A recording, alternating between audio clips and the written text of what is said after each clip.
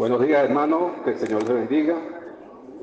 Para mí es un placer, una bendición estar acá nuevamente al frente de ustedes trayendo el estudio del capítulo 2 del libro de los Hebreos. Amén. Vamos a pedirle al Señor que sea a través de su Espíritu Santo ministrando esta palabra de acuerdo a la necesidad de cada uno, de la necesidad que tenemos nosotros, me incluyo, en nuestros corazones. Amén. El capítulo 2 del libro de los Hebreos comienza, vamos a ir un poquito rápido porque este capítulo es bastante largo y yo quisiera cubrir todos los versículos porque veo que todos los versículos son importantes. Me voy a tomar la libertad de ser yo mismo el que lea todos los versículos para darle más agilidad a la clase. Este capítulo está dividido en dos grandes partes, una que es del versículo 1 al versículo 4, que se titula Una salvación tan grande, y del versículo 5 al versículo 18 se titula El autor de la salvación. Amén. El versículo 2 nos dice: por tanto es necesario que con más diligencia atendamos a las cosas que hemos oído, no sea que nos deslicemos. Amén. Como ustedes pueden ver, este versículo comienza con dos palabras, por tanto. Por tanto, en nuestro lenguaje, en el lenguaje español, es un conector. Este tipo de conectores se llama causa-efecto o causativos consecutivos. Es un conector de consecuencia. A través de este tipo de conectores se permite relacionar las ideas o algo previamente expuesto en el texto, indicando una relación causa-efecto. ¿Amén? Entonces, como dice acá lo que acabo de leer, con este conector se relaciona este capítulo 2 con lo que se dijo en el capítulo 1, ¿verdad? Entonces no podemos perder de vista lo que se dijo en el capítulo 1. Por tanto, debemos responder a la verdad que fue expresada en el capítulo 1. Y bueno, yo me permití tomar unas notas de la magistral clase de la hermana Mildred, una clase excelente.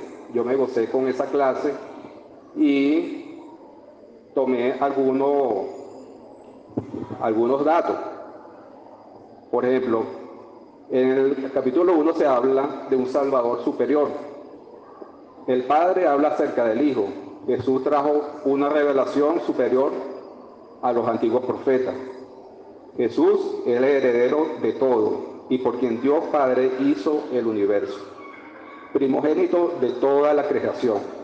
Jesús es la imagen del Dios invisible, el resplandor de la gloria del Padre. Nosotros vemos al Padre a través del resplandor de la gloria de su Hijo. Amén. Es la imagen misma de su sustancia. Jesús sustenta todas las cosas permanentemente y tiene la personalidad exacta del Padre. Se sentó a la diestra de la majestad en las alturas. Jesús es superior a los ángeles eternamente. Es un ser de gloria completa y perfecta. Cristo es el heredero, el creador, el revelador, el sustentador, el gobernante, el supremo. Entender que Jesús es superior a los ángeles es entender que es superior a cualquier cosa en nuestra vida. Amén. Por ser el primogénito tiene más alto honor y posición. Los ángeles adoran a Jesús. Jesús es autoexistente, permanece para siempre, es eterno, es soberano, inmutable, invariable. Los ángeles son espíritus ministradores al servicio de los herederos de la salvación, que somos nosotros. Y nosotros, como herederos de la salvación, debemos llevar una vida ejemplar que identifique lo que somos. Amén. Y nosotros, como herederos de la salvación, debemos llevar una vida ejemplar que identifique lo que somos. Amén. Entonces, si unimos lo que leímos en el capítulo 1, podemos decir entonces, por tanto, si Jesús es el heredero, el creador, el revelador, el sustentador, el gobernante, el supremo, el salvador, y es más importante que los ángeles, entonces es necesario de que con más diligencia atendamos a las cosas que hemos oído de Jesús. Amén. Entonces, en función de esto, es más importante Jesús que cualquier otra cosa que nosotros veamos por allí o que hayamos escuchado de otras cosas, ¿no? Esto es lo que nos quiere transmitir el autor de Hebreos. Todo lo que hemos oído en el capítulo 1 del libro de Hebreos, más lo que los apóstoles confirmaron, más la administración del Espíritu Santo mediante las señales y prodigios que tienen que ver con el plan de salvación de Jesús, eso es a lo que nosotros debemos prestarle atención. De modo de que, dice la palabra, de que no nos deslicemos. Amén. Ahora, deslizarse, yo pensé que era resbalarse, irse por una pendiente, pero en el griego original, tanto la palabra atender y deslizarse tiene connotaciones náuticas, ¿verdad? Tiene que ver con la navegación. Entonces, la primera, atender, es echar el ancla para fijar una embarcación al amarradero o al muelle. Y la segunda, que es deslizarse, se refiere a cuando una embarcación queda a la deriva, ¿verdad? Y se aleja del muelle. Entonces la traducción más literal de deslizarse es que no sea que marchemos a la deriva. Amén. Entonces nuestro norte tiene que ser Jesús, nuestra mirada tiene que estar puesta en Jesús. De esa manera no vamos a deslizarnos, no vamos a ir a la deriva. Entonces debemos prestar mucha atención a lo que, en este caso, fíjense que los hebreos no tenían la Biblia y por supuesto tenían que prestar atención a lo que oían de Jesús. Pero nosotros tenemos la Biblia, tenemos allí el plan de salvación. Entonces, para nosotros es tanto lo que escuchamos de Jesús, ¿verdad? La sana doctrina, pero debemos confirmarla, respaldarla con lo que dice la palabra de Dios. Amén, que es la Biblia. En los principios del cristianismo había mucha presión por la persecución que había contra los primeros cristianos. Tanto la parte del judaísmo como también sabemos que al comienzo, para desplazar una creencia que tenía ya 2000 años, que era el judaísmo, iba a ser un poquito difícil. Y por eso esta presión que había sobre los hermanos al cual fue escrito este libro, los inclinaba quizás a alejarse un poquito de la verdadera doctrina, ¿ves? Todo lo que tenía que ver con el Evangelio y con Jesús. Amén. Por eso es que hay que entender un poquito por qué fue escrita este libro de Hebreos. Jesús dijo: yo soy el camino, la verdad y la vida. Si ignoramos este Evangelio, nos vamos a desviar de ese camino que es Jesús. Amén. Del versículo 2 al versículo 4 nos dice: porque si la palabra dicha por medio de los ángeles fue firme, y toda transgresión y desobediencia recibió justa retribución, ¿cómo escaparemos nosotros si descuidamos una salvación tan grande, la cual, habiendo sido anunciada primeramente por el Señor, nos fue confirmada por los que oyeron, testificando Dios juntamente con ellos, con señales y prodigios y diversos milagros, repartimiento del Espíritu Santo según su voluntad? Amén. Las primeras palabras que trajo Dios al hombre lo hizo por medio de los ángeles. Y había mucho contacto de los ángeles con los hombres de Dios. Y los ángeles fueron o jugaron un papel importante en lo que fue la ley de Moisés. Tanto que los israelitas le veneraban por ser los ángeles, los mensajeros, a través de lo cual le dio, envió la ley a Moisés, ¿verdad? Entonces, esto lo podemos verificar o certificar como lo que dice en Hechos 7:38, que dice, este es aquel Moisés que estuvo en la congregación en el desierto con el ángel que hablaba en el monte Sinaí, y con nuestros padres que recibió palabra de vida que darnos, al cual nuestros padres no quisieron obedecer, sino que le desecharon. Y Pablo, el apóstol Pablo, también nos lo confirma en Gálatas 3, del 19 al 20, nos dice, entonces, ¿para qué sirve la ley? Fue añadida a causa de las transgresiones hasta que viniese la simiente a quien fue hecha la promesa, y fue ordenada por medio de ángeles en mano de un mediador. Y el mediador no lo es de uno solo, pero Dios es uno. Amén.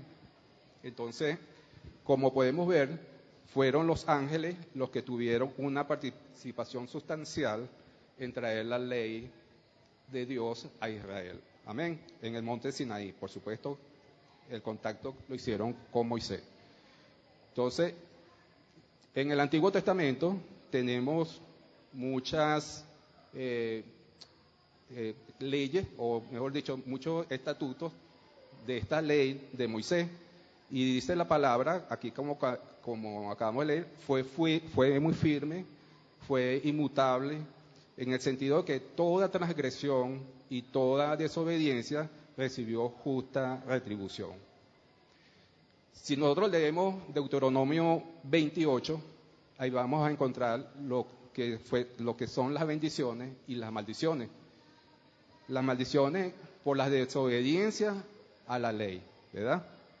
Y el pueblo de Israel estuvo sometido a muchas de estas maldiciones por haber desobedecido a la ley, ¿verdad?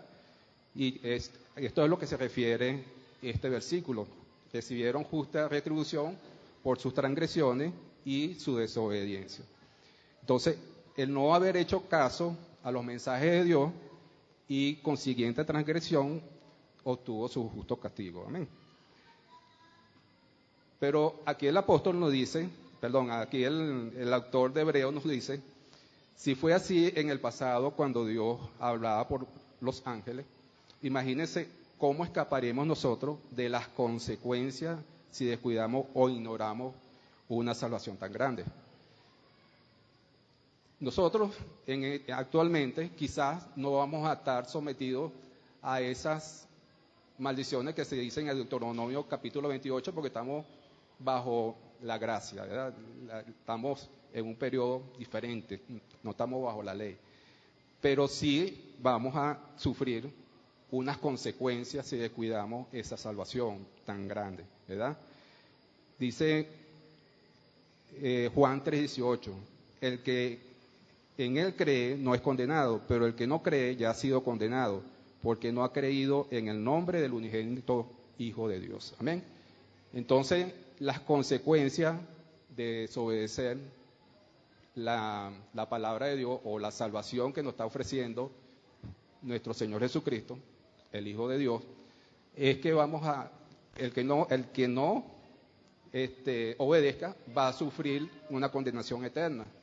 Y esto es superior a cualquier otra cosa que le pudiera suceder acá en la tierra, ¿verdad? Entonces, este es el mensaje que nos está dando el autor de los Hebreos, que no descuidemos la salvación, porque si en la antigüedad aquellos recibieron su justo castigo por la desobediencia, ¿cómo vamos a escapar nosotros si descuidamos esta salvación? Amén. El versículo 4 dice, testificando Dios juntamente con ellos con señales y prodigios y diversos milagros y repartimiento del Espíritu Santo según su voluntad. Entonces, Jesús anunció su salvación o su plan de salvación a los discípulos y por ello no fue confirmada por los que oyeron. ¿Y quiénes oyeron? ¿Quiénes estaban cerca de Jesús en ese momento? Sus discípulos, que fueron después los apóstoles. Y a través del Espíritu Santo hubo señales, prodigios y diversos milagros y repartimiento del Espíritu Santo según su voluntad. Amén. En Hechos capítulo 4, 29 al 31, podemos ver que Pedro y Juan fueron uno de los que comenzaron la promulgación o dar el evangelio a los que estaban allí, ¿verdad? A los que estaban en ese momento cerca. Y dicen que ellos estaban tan llenos del Espíritu Santo que por donde pasaban, la sombra, donde caían a los enfermos, sanaban, ¿verdad? Con estas señales y prodigios comenzó el evangelio. En Hechos capítulo 4, del 29 al 31, nos dice la palabra. Esto es refiriéndose a Pedro y Juan. Y ahora, Señor, mira sus amenazas y concede a tu siervo que con todo denuedo hablen tu palabra, mientras extiende tu mano para que se hagan sanidades, señales y prodigios, mediante el nombre de tu santo Hijo Jesús. Cuando hubieron orado, el lugar en que estaban donde estaban congregados, tembló, y todos fueron llenos del Espíritu Santo y hablaban con denuedo la palabra de Dios. Amén. Entonces, la palabra o el mensaje de salvación fue anunciado por nuestro Señor Jesucristo, fue confirmado por los apóstoles, que fueron los que escucharon de primera mano, y el Espíritu Santo, a través del ministerio del Espíritu Santo, fue testificado, haciendo milagros, sanidades y repartimiento del Espíritu Santo, ¿verdad? Como podemos también leer en 1 Corintios, un pasaje muy conocido donde se habla de los dones del Espíritu Santo, ¿verdad? Allí se ve que Dios hizo repartimiento de acuerdo a su voluntad en el hombre, amén, en sus hijos. Ahora entramos en la segunda parte, que se titula El autor de la salvación. Esta parte va del versículo 5 al 18. Vamos a leer versículo 5 al 7. Aquí la palabra dice: porque no sujetó a los ángeles el mundo venidero, acerca del cual estamos hablando. Pero alguien testificó en cierto lugar diciendo: ¿qué es el hombre para que te acuerdes de él? ¿O el hijo del hombre para que le visites? Le hiciste un poco menor que los ángeles, le coronaste de gloria y de honra, y le pusiste sobre las obras de tus manos. Amén. Los ángeles, dice el capítulo 1, son espíritus ministradores. Ellos están al servicio de los herederos de la salvación, dice la palabra, ¿no? Los ángeles adoran a Jesús. Los ángeles fueron importantes o son importantes, ¿verdad? Pero para ello no está sujetado el mundo venidero. El mundo venidero es para los herederos, dice la palabra, y los herederos somos todos los que hemos sido redimidos por la sangre de Cristo, amén. Todos los que hemos entregado nuestra vida al Señor, amén.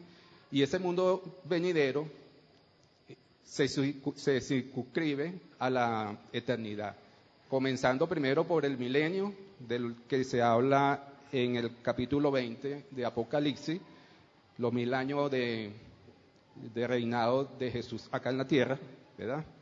Y posteriormente con la tierra nueva y cielo nuevo.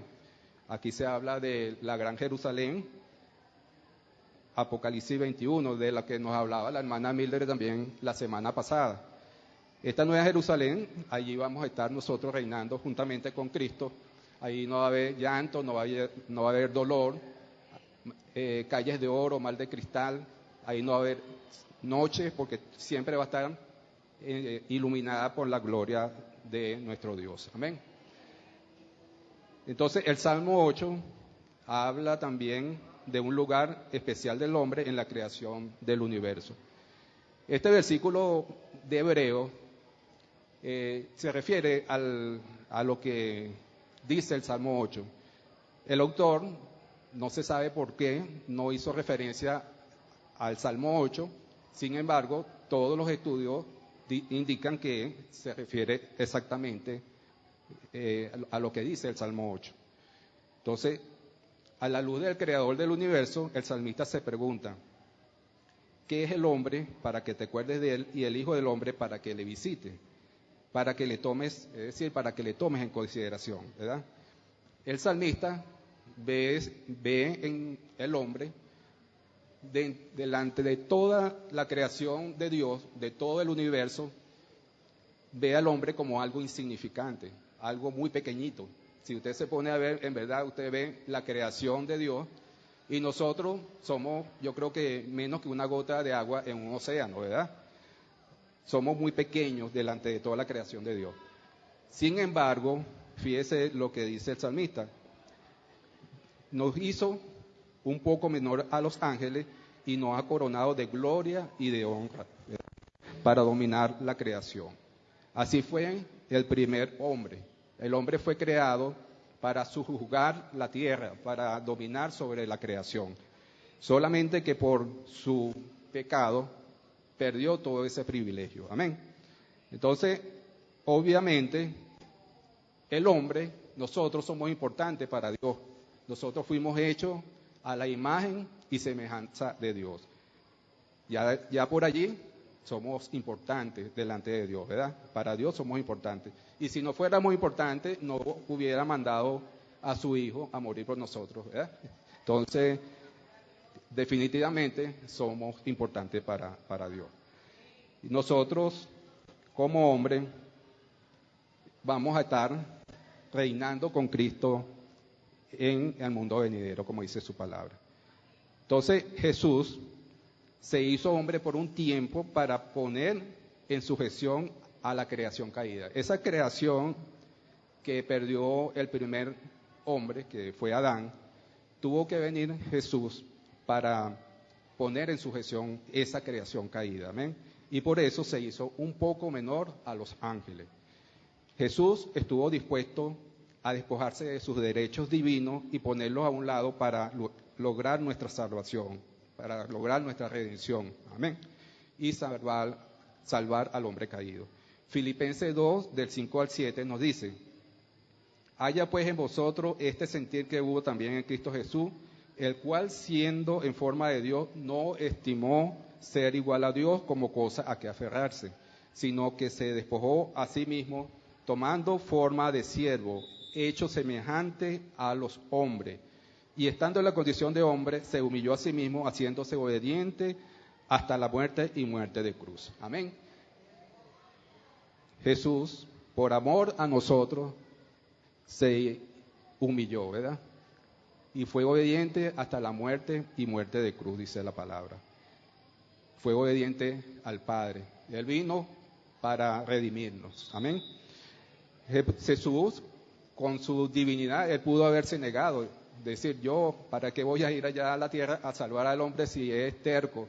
Si el hombre no quiere saber nada de Dios, ¿verdad? Él pudo haber hecho eso, pero por amor vino a la tierra, ¿verdad? Por amor a nosotros. El salmista mira por encima también al hombre caído y pecador, ¿verdad?, para llegar a lo que es el postrer Adán. El postrer Adán es Cristo. Por tanto, los que son de Cristo, o los que somos de Cristo, disfrutaremos lo que es de Cristo en la herencia, en la restauración. Fíjense lo que dijo Jesús en Mateo 19, 28. De cierto os digo que en la regeneración, cuando el Hijo del Hombre se siente en el trono de su gloria, vosotros que me habéis seguido también os sentaréis sobre 12 tronos para juzgar a las 12 tribus de Israel. Y cualquiera que haya dejado casas, o hermanos, o hermanas, o padre, o madre, o cualquier hijo, o tierra, por mi nombre, recibirá 100 veces más y heredará la vida eterna. Amén. Fíjense esta promesa que hace Jesús a los que le siguen. Todo lo que podamos tener en esta tierra no va a ser comparado con lo que vamos a tener en la vida venidera. Amén. ¿Cuántos dicen amén? Versículo 8 nos dice: todo lo sujetaste bajo sus pies, porque en cuanto le sujetó todas las cosas, nada dejó que no sea sujeto a él. Pero todavía no vemos que todas las cosas le sean sujetas. Este versículo pareciera que es contradictorio. Si todo está sujeto, porque todavía no vemos todas las cosas sujetas a Él. Pero esto tiene su explicación, ¿verdad? Jesús en la cruz hubo un juicio legal, ¿verdad? Y Él salió victorioso. Él tiene el control de todas las cosas. Amén. Él tiene el control sobre la vida, sobre la muerte. Él tiene el control sobre ángeles, principados. Dice que Él los derrotó, ¿verdad? En la cruz. Pero aún estamos por ver cosas que Jesús va a hacer una vez que venga a acabar y a poner a su enemigo bajo el estrado de sus pies. A ver. Entonces Jesús vino a redimirnos del pecado y el resultado es que vamos a reinar sobre todo, incluso sobre los ángeles. 1 Corintios 6:3 dice, ¿o no sabéis que hemos de jugar a los ángeles, cuanto más a las cosas de esta vida? Entonces, para restaurar al hombre al lugar que ocupaba antes de la caída, Jesús tuvo que bajar a nuestro nivel, ¿verdad? Entonces, Jesús ha comenzado un plan de redención en el hombre. En personas como nosotros, ha comenzado a destruir el poder del pecado, la muerte, y Satanás está derrotado. Satanás no tiene autoridad ni poder sobre nosotros. Cuando nosotros aceptamos al Señor Jesucristo, ya Satanás no tiene poder sobre nosotros. Amén. Colosenses 2, del 13 al 16, dice, y a vosotros estando muertos en pecado y en la incircuncisión de vuestra carne, os dio vida juntamente, perdonando todos los pecados, anulando el acta de los decretos que había contra nosotros, que nos era contraria, quitándola de en medio y clavándola en la cruz, y despojando a los principados y a las potestades, los exhibió públicamente, triunfando sobre ellos en la cruz. Amén.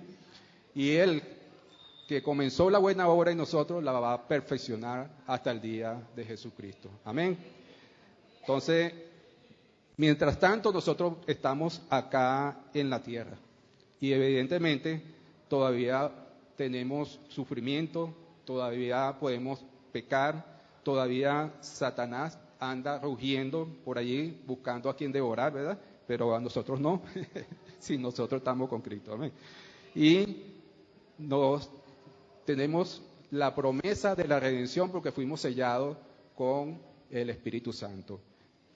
Efesios 4:30 dice, y no contristéis al Espíritu Santo, con el cual fuiste sellado para el día de la redención. Amén. Entonces, claramente vemos que hay cosas que vamos a ver posteriormente, que aún no la vemos, y esto es lo que quiere decir el autor de Hebreo. 1 Juan 3:2 dice, amados, ahora somos hijos de Dios y aún no se ha manifestado lo que hemos de ser, pero sabemos que cuando Él se manifieste, seremos semejantes a Él, porque le veremos tal como Él es. Amén. ¿Cuántos quieren ver a Cristo tal como Él es? Amén. Yo lo quiero ver. Entonces, el hombre nuevo, el que nació de nuevo, que hemos sido salvos por Cristo, estamos unidos a Cristo y vamos a reinar con Cristo en el mundo venidero. Pero en el presente vamos a sufrir, igual que cualquier otra persona, penalidades inherentes a la vida presente. Amén. Por eso es que nosotros debemos estar cada día más cerca de Cristo, porque estando con Cristo estamos bajo su cobertura, vamos a estar bajo su protección. Amén. El versículo 9 nos dice, pero vemos a aquel que fue hecho un poco menor que los ángeles, a Jesús, coronado de gloria y de honra, a causa del padecimiento de la muerte, para que por la gracia de Dios gustase la muerte por todos. Amén. Entonces, el salmista, el autor de Hebreos, nos dice que aunque no vemos todavía todo sujeto a Jesús, hay algo que sí estamos viendo, que sí lo vemos, ¿verdad? Y es que vemos aquel que fue hecho un poco inferior a los ángeles, a Jesús, coronado de gloria y honor, amén, y sentado a la diestra de Dios Padre. Él está allí, coronado, y está ejerciendo su reinado desde allá del cielo.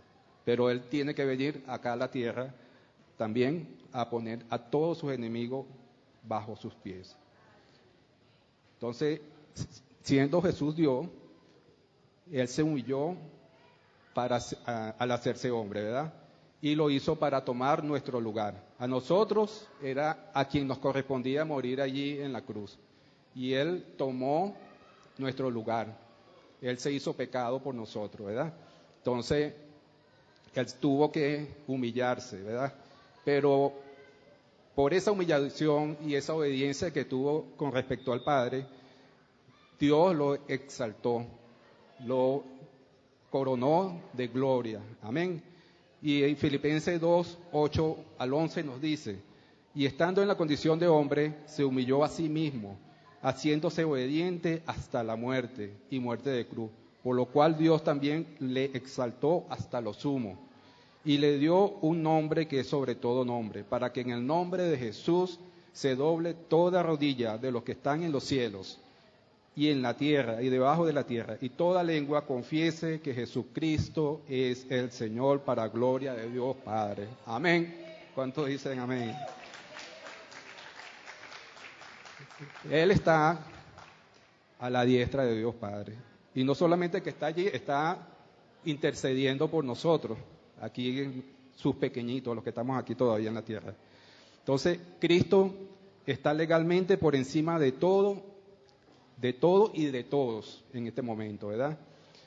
Y estará de hecho, o de facto, como se dice por allí, acá en la tierra, cuando todos sus enemigos estén por estrado de sus pies. Amén.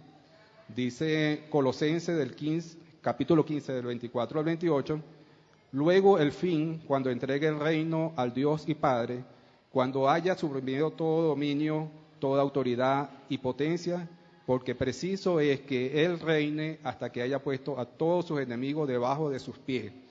Y el postrer enemigo que será destruido es la muerte. Amén. La muerte vino por causa de la caída, por causa del pecado. Jesús venció a la muerte y nosotros también posteriormente vamos a vencerla, ¿amén? Cuando resucitemos juntamente con Él. Amén. Versículo 10 dice, porque convenía a aquel por cuya causa son todas las cosas y por quien todas las cosas subsisten, que habiendo de llevar a muchos hijos a la gloria, perfeccionase por aflicciones al autor de la salvación de ellos. Amén.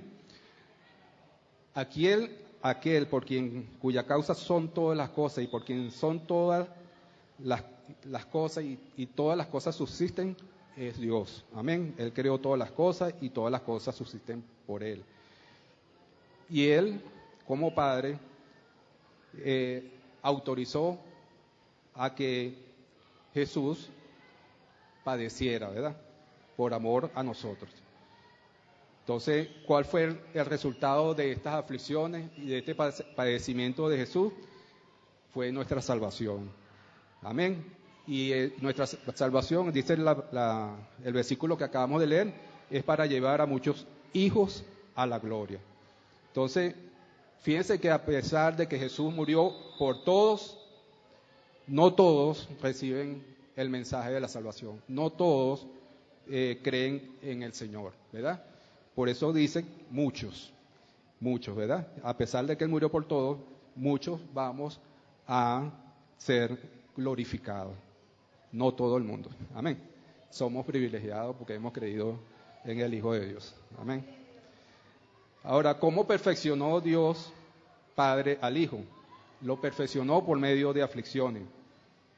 Entonces, la pregunta que les hago, Jesús no era perfecto antes de las aflicciones, antes de padecer. Jesús era perfecto. Entonces, si era perfecto, ¿por qué tuvo que pasar por aflicciones para ser perfeccionado? Esta es una pregunta interesante, ¿verdad? Entonces, fíjense que Jesús era perfecto. Dice 1 Pedro 1:19, sino con sangre preciosa como de un cordero sin mancha y sin contaminación, la sangre de Cristo. 1 Pedro 2:22, el cual no hizo pecado ni halló engaño en su boca. 1 Juan 3:5, en él no hay pecado. Amén. Hebreos 4:15, porque no tenemos un sumo sacerdote que no pueda compadecerse de nuestras debilidades, sino uno que ha sido tentado en todo como nosotros, pero sin pecado. Amén. Entonces Jesús era perfecto, Él era perfecto, ¿no? Entonces las aflicciones que tuvo que padecer fue porque sin Él ir a la cruz, sin Él morir por nosotros, nosotros no pudiéramos ser salvos, ¿verdad? Si Él no hubiera muerto en la cruz, si Él no hubiera muerto por nosotros, ¿verdad? Nosotros todavía tuviéramos esa carga encima del pecado. Tuviéramos que ir nosotros a pagar, a ser juzgados por esos pecados, ¿verdad? Delante de Dios. Entonces, Él fue el sacrificio perfecto delante de Dios para poder salvar a la humanidad. Amén. Entonces, ese fue el resultado del padecimiento que tuvo que sufrir Jesús por nosotros. Amén. Lo que Dios realizó a través de la humillación de Jesucristo estuvo de acuerdo perfecto con la justicia y santidad de Dios. Amén.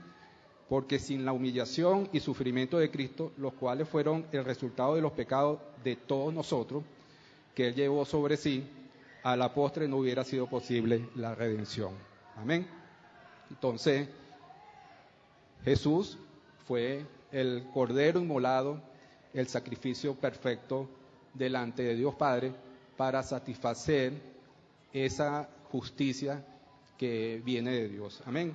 Entonces, Dios no va a hacer nada en aras de su poder, ¿verdad? Nada que vaya en contra de su justicia. Entonces, por la justicia de Dios, era necesario que Jesús muriera por nosotros. Amén. Versículo 11 dice, porque el que santifica y los que son santificados de uno son todos, por lo cual no se avergüenza de llamarlos hermanos, diciendo, anunciaré a mis hermanos tu nombre, en medio de la congregación te alabaré. Y otra vez, yo confiaré en él, y de nuevo, he aquí yo y los hijos que Dios me dio. Amén. Entonces, ¿quién es el que santifica? Cristo. Cristo se entregó, dice Efesios 5:26, se entregó a sí mismo por la iglesia para santificarla. Amén.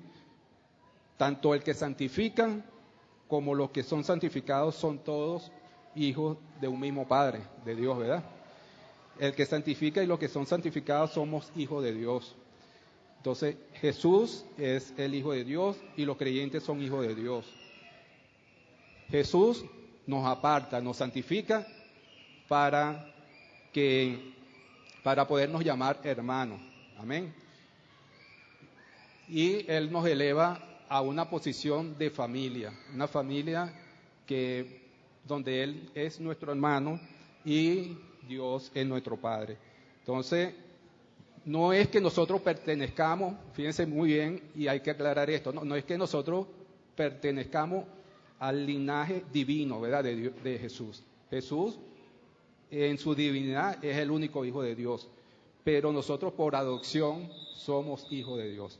Entonces hay que aclarar esto porque somos hermanos, pero por adopción. Amén.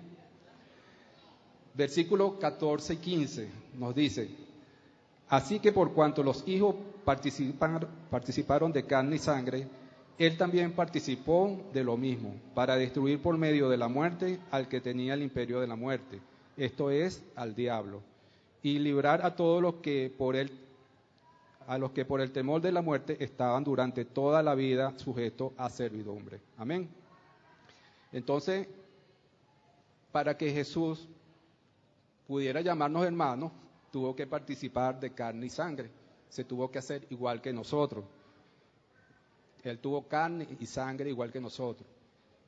Pero por eso es que en los primeros en los primeros años después de su muerte, había una herejía, y la herejía era que decían que Jesús se había manifestado como hombre, pero no era hombre, no era de carne y sangre, sino era una persona divina que tomó la condición de hombre.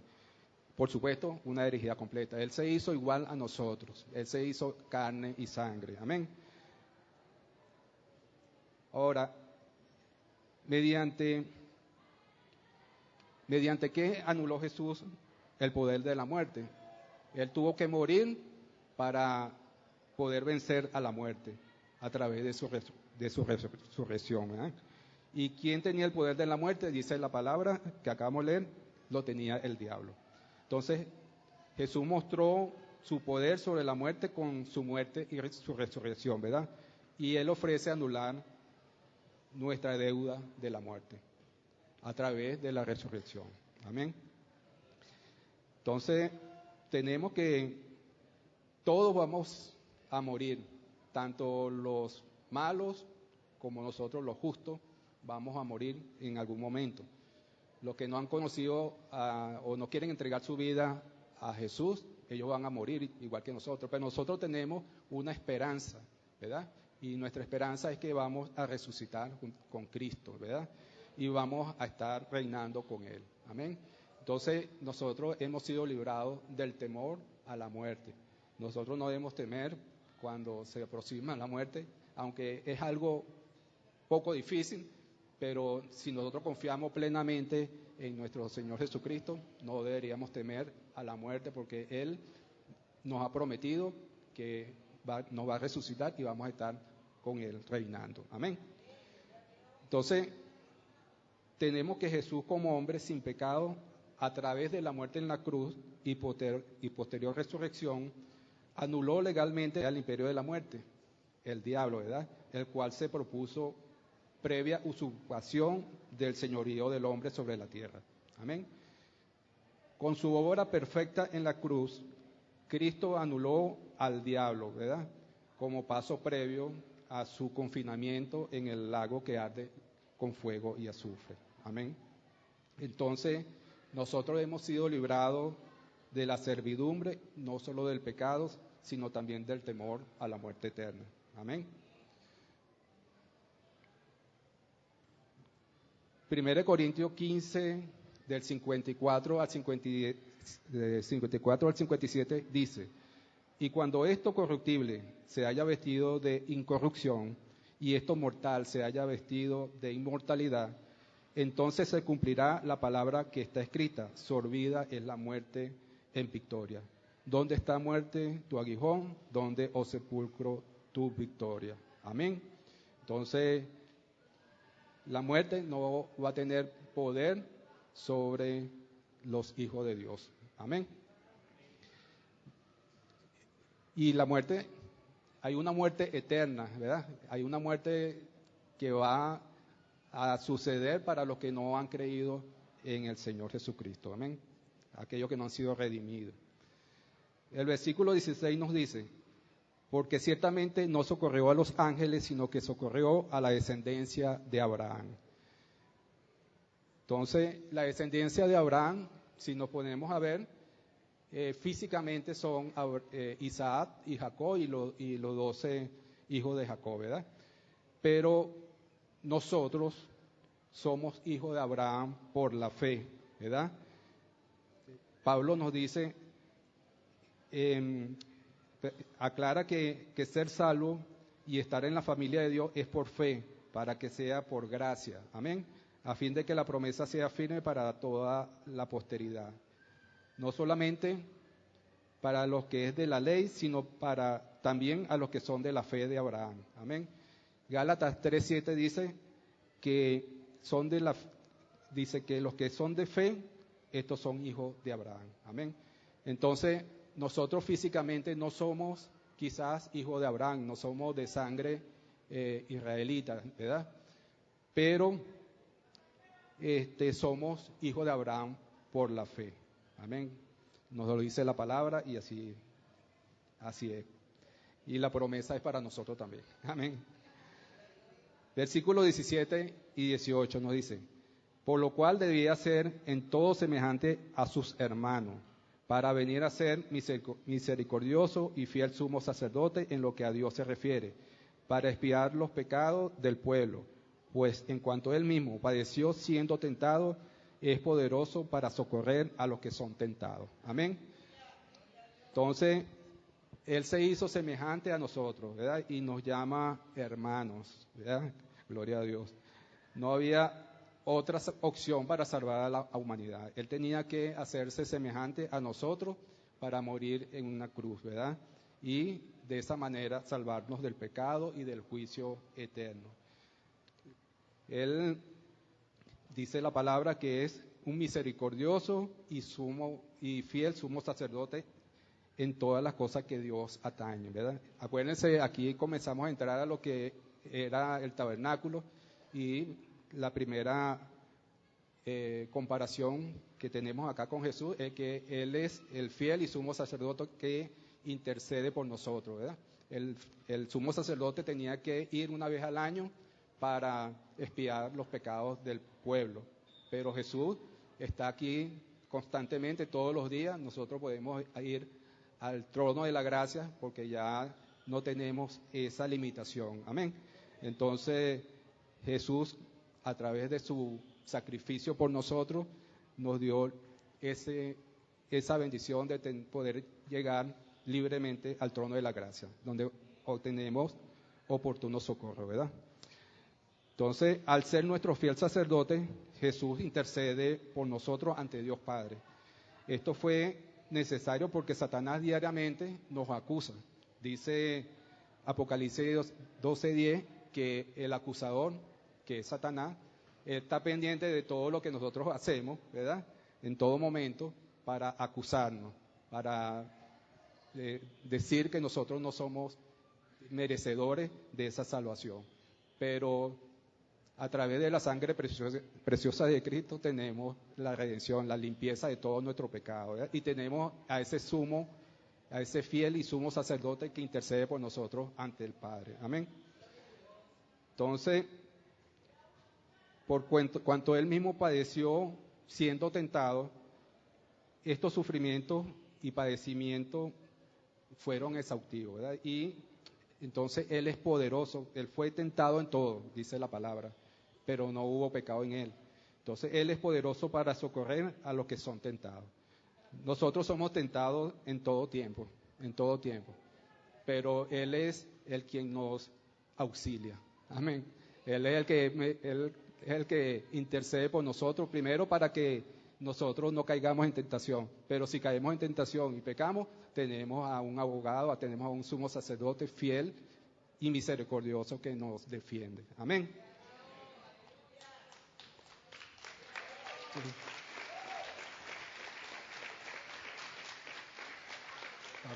Gloria a Dios, gloria a Dios. Entonces, para finalizar, sufriendo las tentaciones y pruebas inherentes a la naturaleza humana, Jesús nos puede auxiliar, ¿verdad? Y Él nos comprende, Él nos entiende porque Él fue semejante a nosotros. Amén. Entonces, los beneficios de que Jesús se haya hecho hombre, lo podemos leer en todo el capítulo 2. Y estos son: Él nos santifica, nos hace limpio, nos aparta del pecado, Él nos llama hermanos, nos hace hijo de Dios. Satanás quedó incapacitado para esclavizar al creyente. Los creyentes no temen a la muerte. Cristo ayuda a los descendientes de Abraham, donde estamos nosotros por fe. Amén. Cristo es misericordioso y único fiel sumo sacerdote. Cristo ha satisfecho la ira de Dios contra nuestro pecado. Cristo socorre al creyente en medio de las pruebas. Amén. Gloria a Dios. Este capítulo 2, muy bonito. Gracias a esto. Nosotros debemos meditar, en verdad, tanto en lo que la hermana Mildred expuso en el capítulo 1, como lo que se ha expuesto hoy en este capítulo 2, porque ahí vemos la supremacía de Jesús. Jesús es supremo, Jesús está por encima de todo. Como dice el pastor, Jesús es lo máximo. Entonces, no tenemos por qué, si estamos con Cristo y vamos a reinar con Cristo, no tenemos por qué tener temor. Amén. De nada. Dios le bendiga.